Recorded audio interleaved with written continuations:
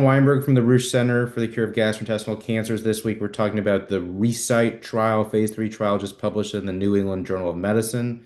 This trial looked at 165 patients with gastrointestinal cancers who were receiving FOLFOX, FOLFIRINOX, or CAPOX chemotherapy and had a platelet count of less than 85,000 at least 14 days after the last chemo cycle, with at least three additional planned chemo cycles to go. They were randomized 2-to-1 to receive a TPO receptor agonist romiplostim, which boosts platelet counts, or placebo. Most patients ended up having metastatic colorectal cancer and were receiving FOLFOX. The primary endpoint was no chemotherapy dose modifications in cycles 2 and 3.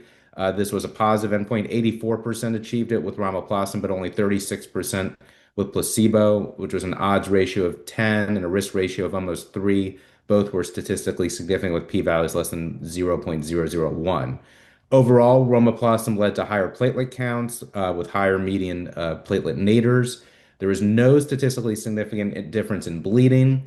Chemotherapy dose intensity of 85% or higher was achieved in 75% of those who received romiplostim and only 38% with placebo. And the median relative dose intensity was 98% versus 77%.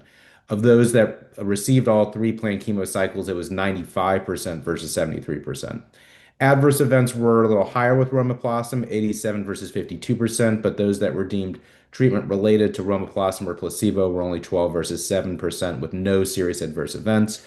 In terms of long-term follow-up, deaths occurred in 53% in the romiplostim group and only 45% in the placebo group.